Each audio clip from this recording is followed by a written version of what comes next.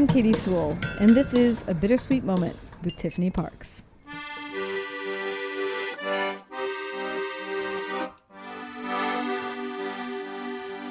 Hello and welcome to The Bittersweet Life.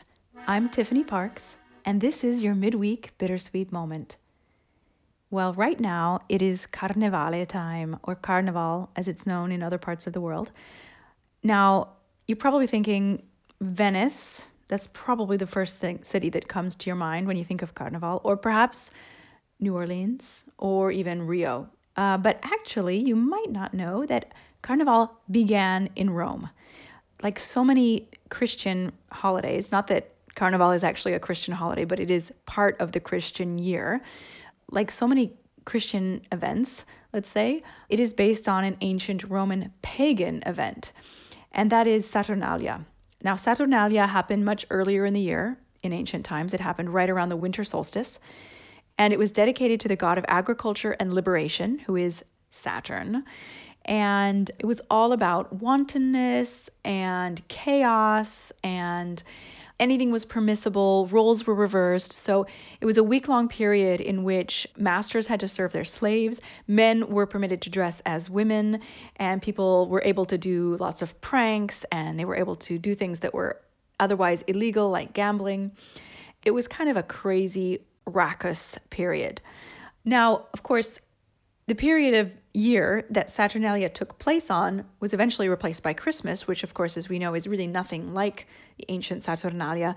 But the traditions of Saturnalia held on, but they were just pushed back a little bit later in the year to February or sometimes March, depending on whenever Lent happens.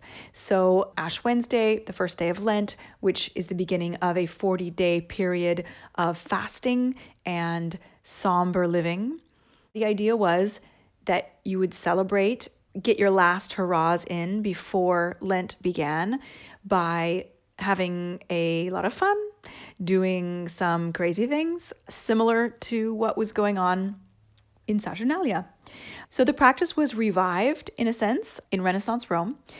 It started out as just a week-long period, but eventually stretched to be a 2-month-long period, basically from the end of Christmas until Ash Wednesday was Carnival. And lots of crazy things happened in Rome. They had bullfights in the streets. They had masked balls. That's probably the most famous thing about Carnival. They had theatrical reenactments. But really the most important part of Carnival in Rome were the races that they had. And all of the races happened on a street, a very long straight street, which, as you can imagine, Rome back in those days didn't have a lot of really straight, wide streets. So they used the Via Lata, which was an ancient Roman street that had stuck around. The street was eventually redubbed Via del Corso, or Street of the Race, one of Rome's most famous streets to this day. So this is the street where people would race down.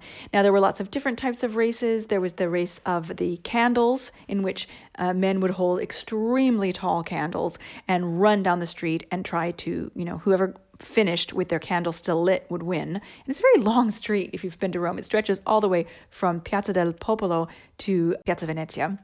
There was also the race of the Berberi, which are the Berber horses. These horses were riderless, and they would stick nails underneath their saddles to spur the horses to run as fast as they could. And there were other even more atrocious races that I'm not going to mention because they're just horrible.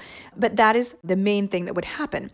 And all of the buildings, the palaces along Via del Corso, would be rented out by people who wanted to stand in the windows and watch the races. And when the races were not happening, people would just be in their carriages going up and down and up and down and up and down the street. So you'd either be in one of those carriages, or you'd be in the windows watching. And the reason that people wore masks, of course, was because that way you could get away with more licentious behavior. The other main thing that Carnival is known for is for, being able to eat whatever you want, and specifically meat, because during the Lenten fast, the idea was you couldn't have any meat. Carnevale actually comes from the words carne levare, which means to take away meat. So it was the last chance to get meat. Today, things are a little bit different. So the Carnevale celebrations died out in Rome in the 18th century, and the city of Venice eventually took over and became famous for Carnival. And I would definitely suggest going to Venice during Carnival at least once in your life. I did my very first year in Rome, and I will never forget it. I'm Terribly sad though that all of my photos that I took were lost, sadly. But what can you do? There's also some big events in the town of Viareggio, which is a seaside town not far from Pisa.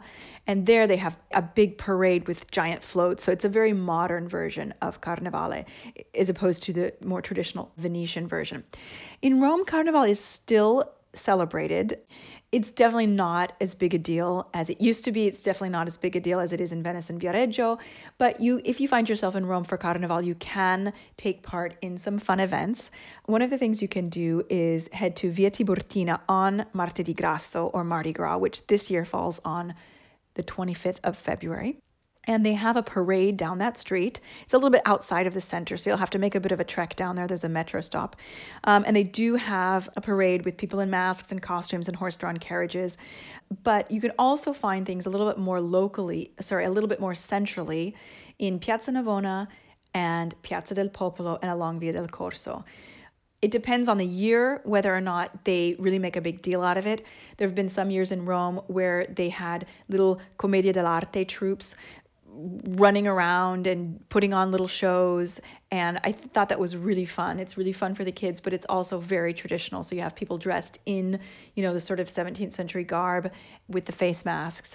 And I think that they did a really great job. There have also been horse shows that take place in Via del Popolo. You really just have to look online, and they never post anything, more than a day or two before it happens. So I can't tell you in specific what's going to be going on, but you should probably be able to find some events happening in those three sites of the city. But Carnival today in Rome has really become a kids event. It is the time of year when little kids dress up in costume. We have Halloween in the States, and you dress as whatever you want. In Italy, they've finally adopted the tradition of Halloween, but they take it very literally here. And you dress as a witch or a zombie or a vampire or a mummy. You only dress as scary things. There's no it's Halloween, I'm going to dress as Spider-Man. I mean, Aurelio does because I follow the U.S. traditions. But generally, all the kids are dressed as scary things. So to satisfy every child's desire to dress as their favorite superhero or a princess, they have Carnevale. So the kids get into this really early, maybe even 2 or 3 weeks before Mardi Gras.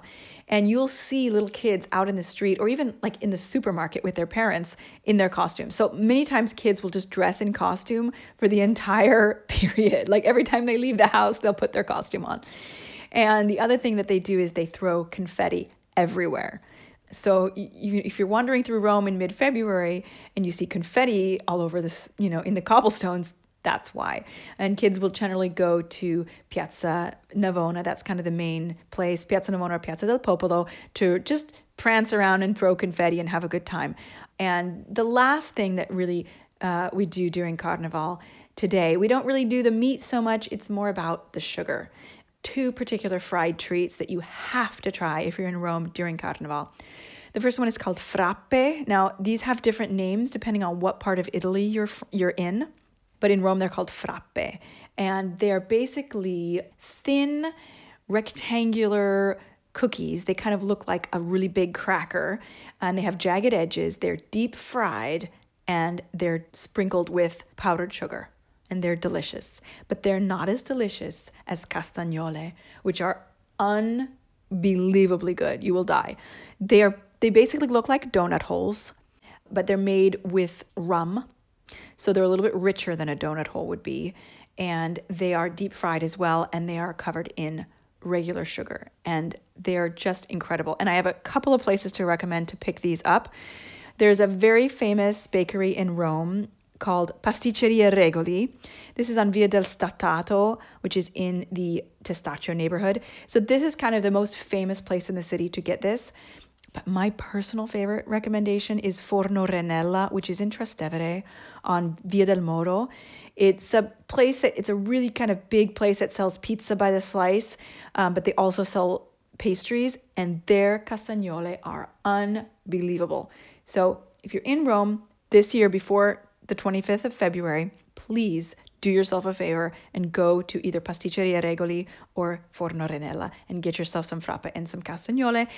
buy some confetti, which they call coriandoli here. If you go into a store and ask for confetti, you're not going to get confetti. You're going to get chocolate. You're going to get sugared almonds. That is what Italians call confetti. So you need to ask for coriandoli. You can get a big bag of it, any supermarket or any corner store during Carnival, and you can have a ball throwing confetti around the city and eating lots of deep fried sweets. I hope you enjoyed this bittersweet moment. Join us again.